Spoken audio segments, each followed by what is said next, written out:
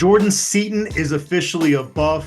William, we had to do a emergency podcast to react to the news. We've already done a whole film room on Jordan Seaton, and I'm going to put that at the end of this show for the folks that haven't seen it already. We've already broken down his game, but given the fact that it took him till Friday afternoon to sign that national letter of intent, there were a lot of folks that were starting to get kind of nervous about whether or not he might potentially flip to Maryland. First off, let's lead with your thoughts. Were you ever nervous that he was going to end up being with the Terrapins? Well, I'm a CU fan, man. I don't believe anything until it actually happens anymore. We could be going into the national championship and something would happen to us. So I don't know. If other people feel like they can feel good about stuff, that's good for them. But I got to strip off years of trauma before I can believe in anything anymore. So I don't. The reality is, he's a 17, 18-year-old kid. I didn't know what the heck he was going to do. Nobody else did either, probably. I'm not sure at this point that he wasn't just messing with everybody. My concern never went above a 5, but there was a colleague on 24/7 Sports that at one point submitted a crystal ball prediction in favor of Yeah. Maryland. Yeah. And all of a sudden it was like, okay, I better do some digging here. And I am anxious to see what Jordan or hear what Jordan Seaton has to say in the future, just in terms of how real the possibility of him flipping was. I throughout the last couple of days expected him to end up with the Buffs, but he had history with Maryland's head coach. There was NIL play. That's a Terrapins program that's having to replace 4 starters on their offensive line. So just like CU, they're desperate to get some elite guys in on their offensive line to be able to compete. And so it was a dogfight down to the end, at least in terms of, Jordan Seaton had a in-home visit with Dan Lanning late in the process. So even if it wasn't real, there were things happening that would make you pause and go, okay, is this really going to happen? And will NIL factor in? And at the end of the day, he decided to stay loyal with the Buffs, and all's well that ends well, I guess, right? But does it make it any sweeter for you, William, that Dan Lanning made that last-ditch effort and was unsuccessful? Well, I think it just shows what an arrogant jackass he is. I mean, he didn't listen. He didn't listen to what the kid said, man. I mean, the kid was not going to go play for a white dude at Oregon. Okay, I mean, he was very clear about one very important part of the thing to him, and he didn't say it in an interview. He said it to other people, saying, weren't you going to play for somebody who looks like you, right?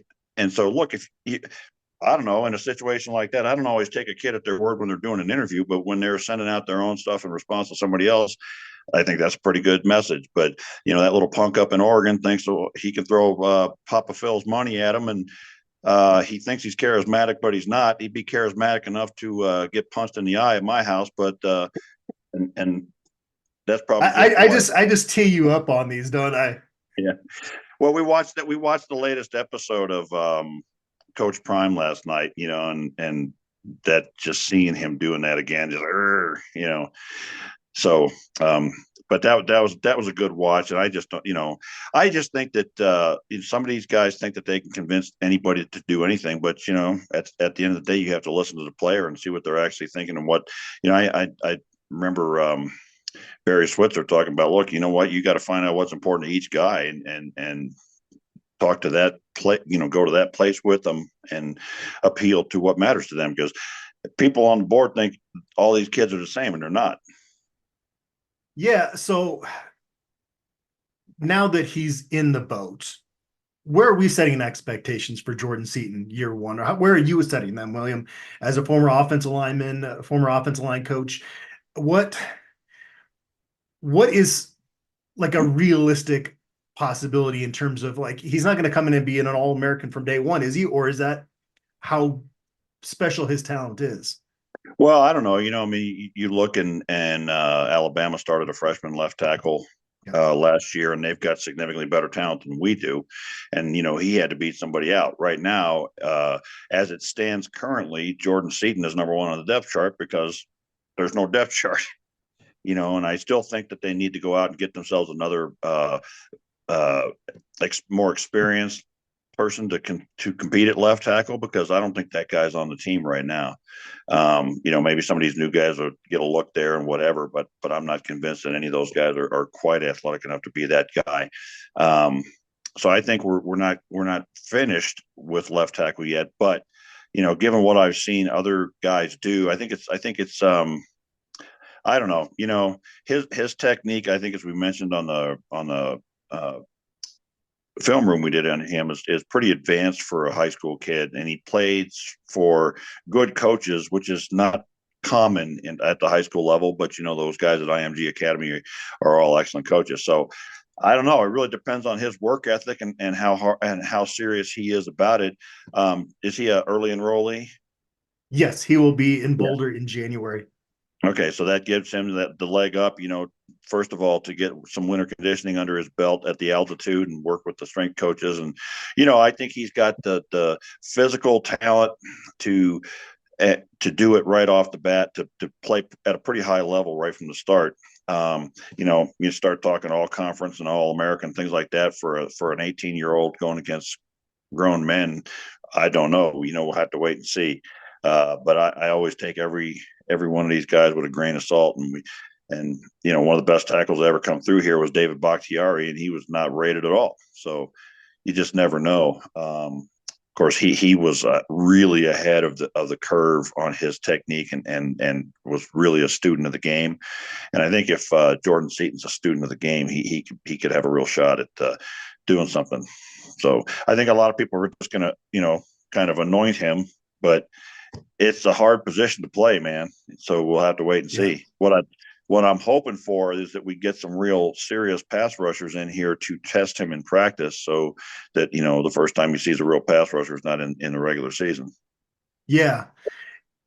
I mentioned this before on a previous podcast. When I saw Jordan Seaton on his official visit, the way his body was, he just looked like an immovable force, whereas some guys carry that weight a little bit differently.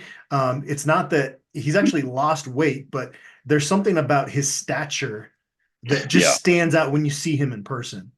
It's always amazed me, for 40 years, going all the way back to when I was at CU, and Stan Brock came to one of our spring games when he was playing for the Patriots. And, it's like, here's a guy that's 6'5", 305. And there's another guy that's 6'5", 305, and they don't look a bit the same. And that one looks significantly bigger than the other one, and it's always been interesting to me. And, I never really sat down and had them stand next to each other and compare it and try to figure out why. But some dudes at the same size look a hell of a lot bigger. And Seaton's one of those guys, and with his arm length, if he can learn to use his hands properly with his athleticism, he could be very special very quickly. Yeah, I don't want to get too repetitive because, like I mentioned, we're going to replay that film room that we put together. But you had made a comment, William, in that film room talking about how he's aggressive even in pass pro, which is sometimes pretty rare to find. Right. And that kind of falls in line with some of the things that Coach Prime was telling Stephen A. Smith. I don't know if you got a chance to watch that interview, but he said that not only did he say he thinks Jordan Seaton's going to be a first-round pick, a possible top 5 pick, but he said that he doesn't look to just put the guy in the turf. He looks to make them a sprinkler, is what he said. I thought that was a great line. And that is, you raved about that play where Jordan Seaton just completely barreled the guy off the field. And that's what I was thinking of as Coach Prime was saying that. Yeah, the guy's feet came off the ground as he went over the sideline. It was kind of like, oh my God, I feel bad for his mom up there. That guy. It was, well, it was really like, honest to God, it was really like that scene in The Blind Side where he drives the guy over the wall. But I think it's exciting. I think it also provides an extra level of credibility for CU. That you bring in guys like this, other guys want to come play with guys like this, and it's this 3 years in a row for Coach Prime with a guy like this. You had Travis Hunter, and then you had Cormani McClain, and now you got Jordan Seaton. So now every year it's going to be like, okay, how you going to beat it this year? And I think the other thing that's important here is that it proves, what I was most concerned about was can he recruit linemen like he can recruit skill players? Clearly, the skill players can relate to his playing days and playing similar positions and what have you, but the big guys are entirely different, So I think it also speaks well of Phil Loadholt, because he had a final meeting with Seaton before he committed and brought him on board. I mean, if you meet with the offensive line coach and you think he sucks, you're not coming here. Right. Yeah. I did not expect Colorado to sign only 6 high school guys in the class of 2024. And that's kind of the hot button topic right now. There's a lot of criticism out there. I see it from the standpoint that it's unconventional, so it's just easy to point out and say that can't work. But then you look at the fact that Shedeur Sanders has 1 year of eligibility left, that Travis Hunter is going to be off to the NFL after the 2024 season, and you kind of want to go all in, right? Yeah. But in 2025, can you sign 6 guys again and use the portal the same way every year and still have a healthy program? What are your thoughts on that? Well, I think it remains to be seen. I think it's a brave new world, and I think the ruling, I think today or yesterday, that guys can transfer as many times as they want changes a lot of things. And I'm looking at I've got the eligibility chart up there, and it's not like it's blank, except for tight end. Everyone in tight end is one class, but the other things are spread out quite a bit. But it's not going to be like where before you had to get a guy in and put a couple of years into him to get him up to speed in terms of size, strength, learning your system, whatever. Now you got to get him in and bring him in as a transfer, and as often as not, teams are going to lose freshmen after their first or second year. And so I think what it does is it puts a premium on that part of coaching that I call leadership, right? Where you have to keep your guys on board even after year one. Although, the other thing about it is you don't got to keep somebody that can't play now. Right. Because, if they're no good, you're going to get somebody else and replace them. And I guess there'll be some that say, well, that's not fair to the players. Well, this is what the players wanted, and this is the reality that turns up when you get it. So it kind of cuts both ways. I think it requires coaches to treat players right, to keep them around, the good ones. And it gives guys more opportunities to go play somewhere else if they don't feel like they fit. But I don't know. I think it remains to be seen how it really plays out. I still think you need we'll still need to want to get 5 to 10 guys as true freshmen every year. Or will we see guys stay 4 and 5 years at a school anymore? I don't know. We'll watch it all play out and see how it goes. It does feel like it's going to be pretty rare going forward, right? Like you said, Yeah, this is yeah, right. a new world in college football. And yeah. And then you look at the true freshmen that came in and were the best guys in their 2023 class, guys like Carter Stoutmeyer and Cormani McLean and Omarion Miller. They had flashes out there, but there were growing pains that those guys Right, all showed, right? And right. now maybe Jordan Seaton's the type of guy that can kind of rise above that. He is, the number 1 offensive tackle in the country, but it is really tough to expect a whole lot out of those guys their first year on campus. Well, and that's why I say you've got to go out and you've got to get more competition at that left tackle spot, because you can't count on an 18-year-old coming in and being ready to go. And if I think one of the things that's interesting to me from the Coach Prime show is that it really dives a lot more into the pressures and the weight of being a college football player, and the way that it's 24 hours and it just kind of wears you out, and not all 18-year-olds are ready to handle that. Now, I don't know. I went to Marine Corps boot camp when I was 17, so that's a little bit different. But you don't know until you get a guy in, really. And one of the hardest parts of recruiting is figuring out what's in here, man. And what's in here. And one of the things that stood out to me from that episode last night was Bishop Thomas. And how disappointed he was that everybody else wasn't working as hard as he was. And that's what you want a lot of those guys, and so we have to wait and see what his personality is. We have to see how well he takes coaching. We have to see, how well he adjusts to bigger, faster guys. And at the end of the day, I don't want to hand a job to anybody. Let's get several guys in and let them fight for it. Yeah. How much can you learn in 15 spring practices? Is it almost more about just adjusting to being at college, or because is coming from IMG Academy, maybe that gap is bridged a little bit more than your typical high school guy coming in? No, I think you can make tremendous progress in 15 practices, and the other thing about it that always amuses me is people talk about, how good a guy is, um, like say a fourth or fifth year guy and who's going into the draft, and then they get to the NFL, and the first thing that a left tackle for the number 3 pick in the draft, say left tackle, they got to learn a whole new thing. It's on a whole new learning curve. And the first thing I hear, you see him say, "Well, this technique's not very good."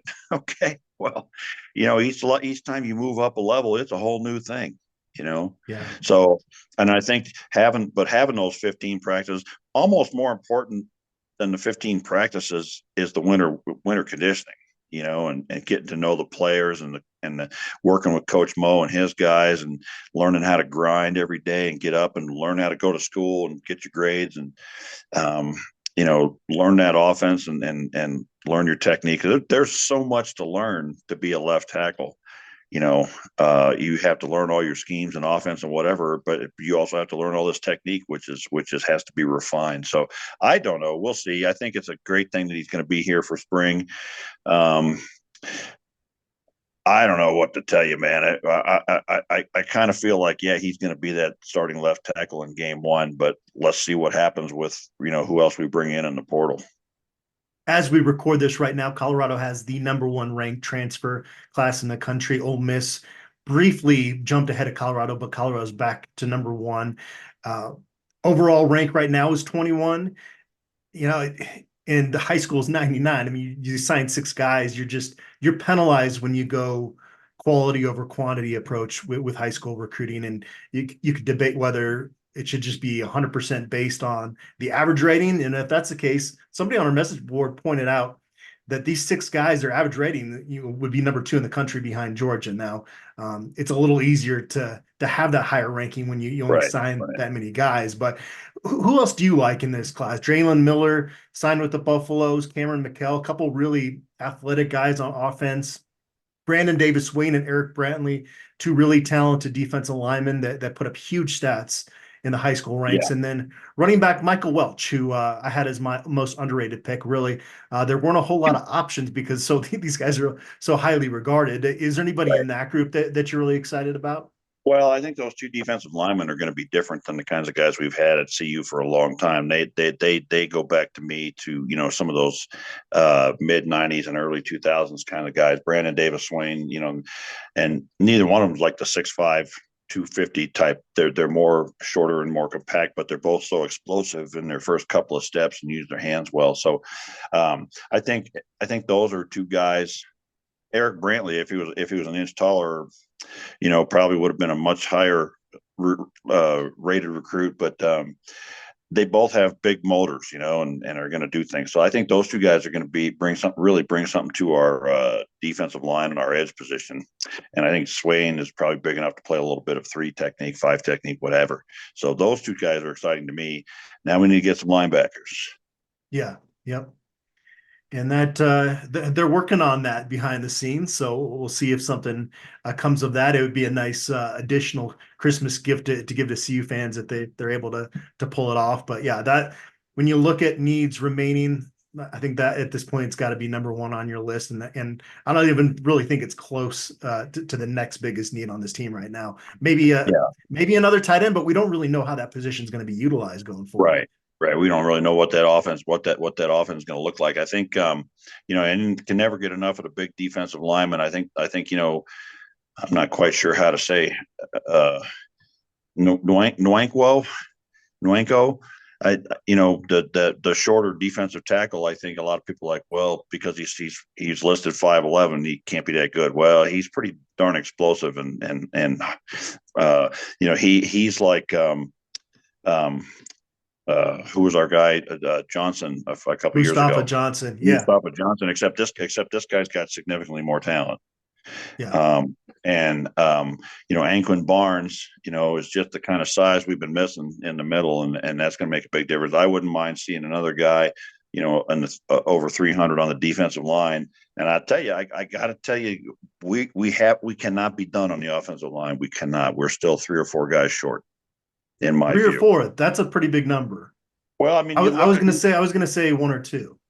Well, you look at I'm looking at the eligibility chart right now. I don't believe this Walker kid can play at this level, but we'll see. At 270 on the center, and I watched that film of him playing Tennessee, and it didn't look good to me. But we want to have more than just 5 guys, because guys are going to get hurt and go down. But like right now, I'm just looking at it, and I still think we need 3 or 4 more guys. We don't have that left tackle yet to compete with Seaton. We got still, I'm looking at the list, and Jack Bailey and Wiltie and McCrimmon are still there. And I don't know. I think David Connor, I feel good about. Jeremiah McCrimmon, that needs to get updated. He has entered the transfer portal. Has he? Okay. Yeah. So I feel good about Washington. Let me count them up here: Washington, Johnson, Benson. Can you count on your fingers while I go through this? Zelinskas, I feel pretty good about. Connor, Mayers, Tyler Brown. So 1, 2, 3, 4, 5, 6, 7. I don't know. I 8 maybe with Seaton. So I still think we need a couple more, 2, 3, 4 more guys in that offensive line group, and particularly dedicated offensive tackles, because we're talking about a couple, some guys like Benson and Johnson and what have you, who have primarily been guards, who may get looks at tackle, and they may work out. But I'd sure like to bring in a guy who's actually started at the P5 level at a tackle position. You mentioned Chidozie. Anquan Barnes is transferring in on the defensive line. Quincy Wiggins from LSU. And it sounds like they've got a chance still to get Chris McClellan, who's transferring out of Florida, and he would be a big time get for them as well. They've been battling Missouri here recently, and it's a little bit different with the transfers because you can sign the financial aid paperwork, which allows the school to talk about you, allows coaches to talk about you, but it's not binding on the player's end until they enroll in school, which would not be till mid-January. So it's not, I mean, you saw Jimmy Horn Jr. commit on Christmas last year. The timeline of that is a little bit different, whereas Jordan Seaton, if he was going to sign a letter of intent, he had to do it today. Otherwise, he would have had to wait till February. So it's a little bit different with the transfers. And you got to feel a little bit better when they sign that financial aid paperwork. It does show some type of commitment, but at the end of the day, they can change their mind until they actually enroll. Let me ask you this: as the experienced producer of Buff Stampede, what would have happened on the board had he not signed today and waited till February? Heart attacks, burning things down, cars burning in the streets. I just want to say that I'm super excied. I can celebrate Christmas and not have this hanging over everybody's heads. It's funny, William, I like knew that this was going to happen today, but I just kept waiting around in the office, and I needed to go to Costco to pick up some stuff. Our in-laws are coming in town today. They're here now.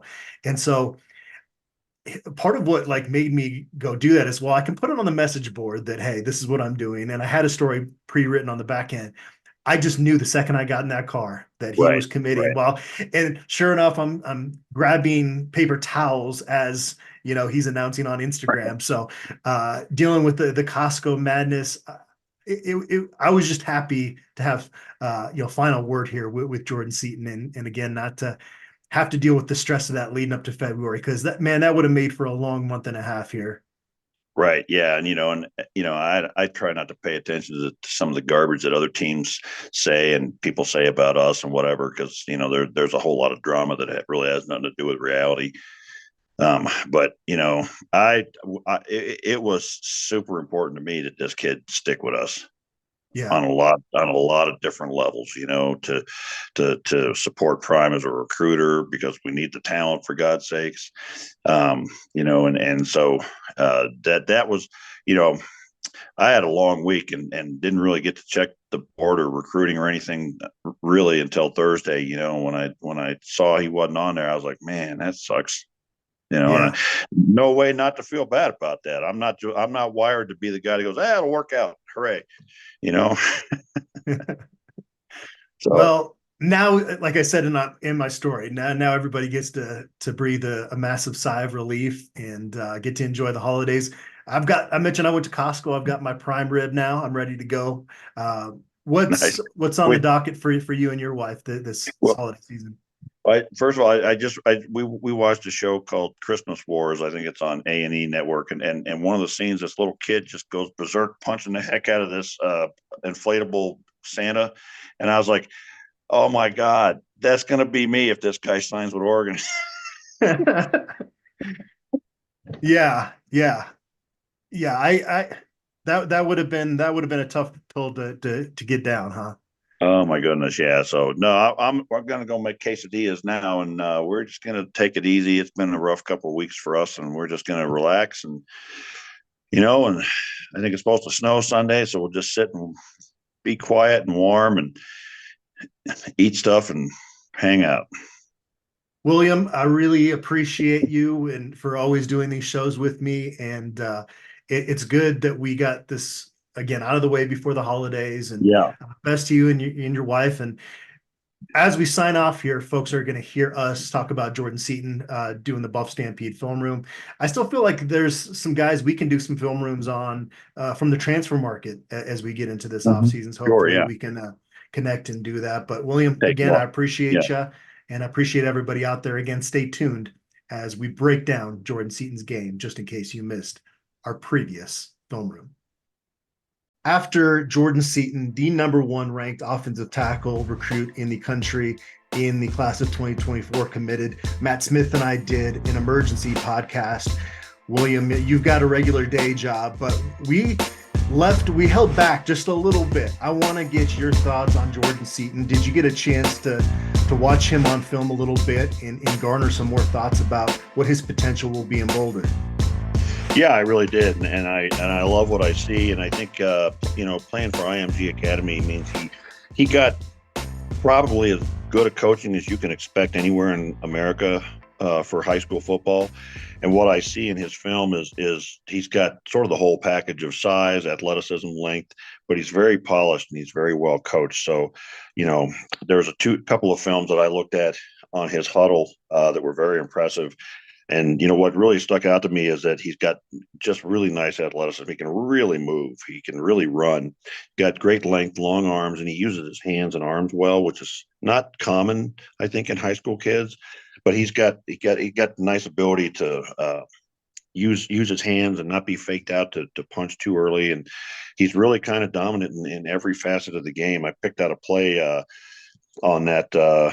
I think it was a mid-senior year highlight reel from this past year at the 34-second mark, and it's a goal line run play, and he's just very dominant against the defensive end, both with his hands and his feet, and it's just really pretty to watch. And one thing that I've noticed is that he goes to the whistle, he goes to the finish. I mean, there's a couple plays where he just drove a guy all the way off the field and past the bench where you couldn't even see him anymore.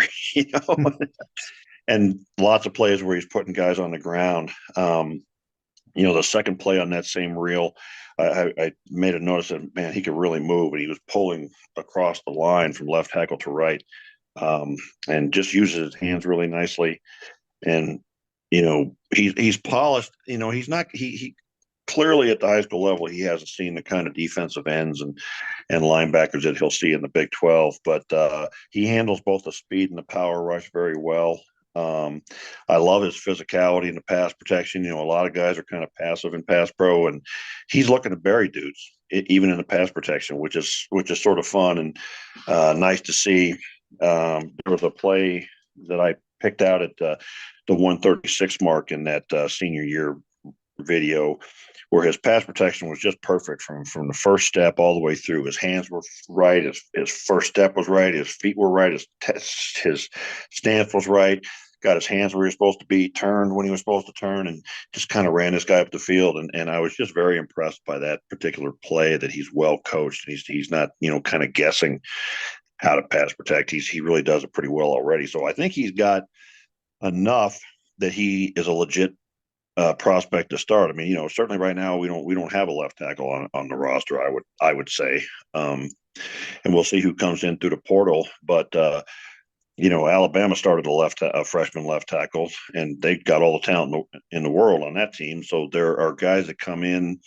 There's a reason why they're 5-star guys, and he's 6'5". I wouldn't be surprised. They list him 6'5", 290, I think, but I wouldn't be surprised if he's closer to 6'6", because I'm looking at his arm length and it's just really superior. Got really long arms. I think I saw it listed somewhere as a 6'10" Wingspan. arm. Yep, that's correct. Yeah, Yeah. like that. And you can really see it on the film. I mean, he doesn't let anybody get close to him. And a lot of guys with long arms, they'll let a guy in, and they're in here and like, well, what the hell, man? Why have long arms if you're not going to use them? And he really locks out both in the run and the pass.